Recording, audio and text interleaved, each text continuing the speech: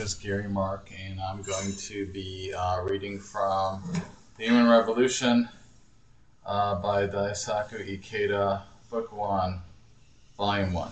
The first part I'm going to read right now is the preface.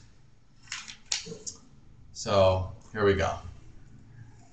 It was on the spring of 1951 when, though I had not yet told anyone, I made up my mind to write a novelized biography of my mentor, Josei Toda. This was when Mr. Toda showed me the first installment of his own novel, The Human Revolution, which he intended to serialize in the Seiko Shimbun, starting with the inaugural edition of the newspaper about to be published by the Soka Gakkai. At that time, I immediately thought, someday I myself will have to write a continuation of The Human Revolution. Mr. Toda wrote his biographical novel under the pen name Myo Goku. After appearing serially, it came out in one-volume form in 1957. On a summer day some 8 months before his death, Mr. Toda, referring to his newly published The Human Revolution, asked me what I thought of it. I'm afraid I haven't been able to give a wholly satisfactory account of affairs pertaining to myself, he said with a smile. Something in the tone of his voice told me that it was my duty as his follower to make certain that his life and spirit were correctly transmitted to later ages. Not long after, on April 2nd, 1958, his life came to an end at age 58. That noise you hear in the background, that's my lovely wife. She's doing the dishes right now. So her name is Demetria, so that's the noise you hear in the background. After his death, I began planning a sequel to his novel. On April 2nd, 1964, at my mentor's memorial, I first made public my determination to produce a sequel to The Human Revolution. Fulfilling my youthful resolution from the start of 1965, I began serializing it in the Seiko Shimbun under the pen name Ho Goku. Mr. Toda's The Human Revolution had as its protagonist a Mr. Gon, who had been imprisoned by the Japanese military authorities because of his opposition to the war, a fictional character based on Toda himself.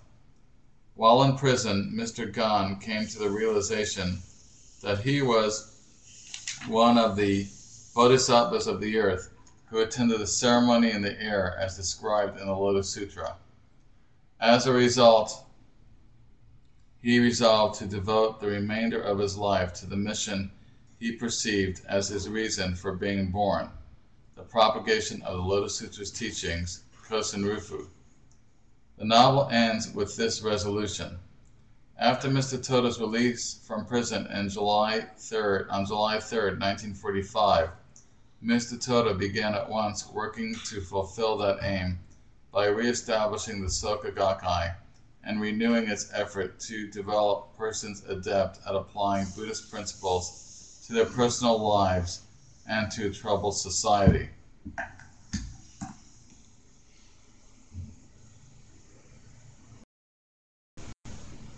My own human revolution was therefore intensified as a continuation of this novel written by my mentor. Its narrative began with the day he was released from prison. I continued writing it over the next 28 years, completing the final installment on November 24, 1992. The entire work comprising 12 volumes in Japanese. My original intention had been to end the narrative with the death of Mr. Toda on April 2nd, 1958. But in order to demonstrate the significance of Mr. Toda's spiritual legacy, which transformed the mission begun by this man and embraced by the Soka Gakkai in its peace, culture, education movement into a great river that would flow on for all time, I felt it was necessary to reveal how that movement had served as a gleam of hope to be realized in the future. So I added another chapter called New Dawn, concluding the work with another inauguration on May 3rd, 1960, when Shinichi Yamamoto became the third president. years during which I was engaged in writing the human revolution were very busy and active ones for me. I utilized every spare moment I could find to push forward with my narrative page by page, for I was convinced that the life of my mentor constituted a model for the manner in which an individual could carry out a splendid human revolution within his or her own life. If I could capture in writing Mr. Toda's spirit of sincerity and truth, I was sure it would open the way for a human revolution in the lives of all persons. A great human revolution in just a single individual will help achieve a change in the destiny of a nation and further will enable a change in the destiny of all mankind. This was the conviction that dominated all my writing. When I discussed the various problems that confronted present-day society with Dr. Aurelio Pecci, the founder of the Club of Rome, he acknowledged the importance of such a human revolution in providing a fundamental solution to these problems. He then asked me how long I thought it would require to carry out such a revolution. I replied that in terms of an individual, I thought 10 years would be a reasonable estimate. But if one were to think in terms of a whole society or organization, a human revolution movement that succeeded in producing significant effects would require somewhat longer.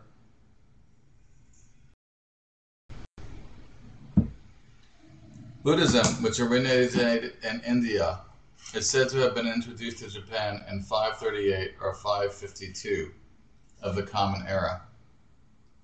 Some 700 years later, in the 13th century, the religious reformer Nichiren appeared and established a type of Buddhism that, in the centuries after Buddhism's first flowering, faded away and for all time thereafter, the latter day of the law, offered and still offers happiness and peace to all living beings.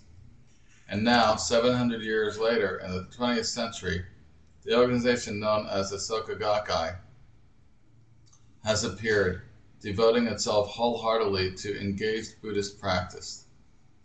In the years following World War II, Mr. Toda worked to rebuild the Soka Gakkai, which for a time had all been wiped out.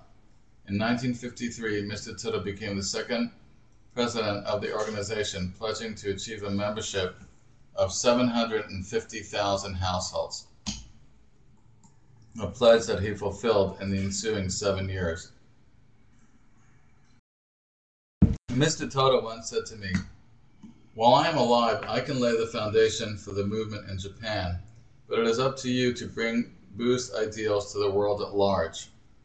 In October 1960, shortly after I became the third Soka Gakkai president, I took the steps toward propagation of the teachings abroad in the United States. And in January 1975 in Guam, I inaugurated the Soka Gakkai International to link together the Soka Gakkai organizations of the various countries of the world. That year marks the start of Soka Gakkai as a truly worldwide movement, one that at present extends to 186 nations and regions of the world. Arnold Toynbee, one of the most eminent historians of the 20th century, was among the first intellectual leaders to recognize the global significance of the Soka Gakkai. In 1972, he wrote a foreword to the first volume of Weatherhill's English edition of the Human Revolution. He wrote that, quote, "Already Soka Gakkai is a world affair," unquote. He went on to say, quote, "Nichiren, like his followers in present day, loved his country, but his horizon and his concern were not bound by Japan's coasts. Nichiren held that Buddhism, as he conceived it, was a means of salvation for his fellow human beings everywhere. In these words, he gave recognition to the global and universal nature of Nichiren's Buddhism." This is my beautiful wife. Oh, she doesn't want to. Okay. More than 30 years ago, Dr. Toynbee sensed that our movement represented the stirrings of a new civilization. He pointed out that Japan in the 13th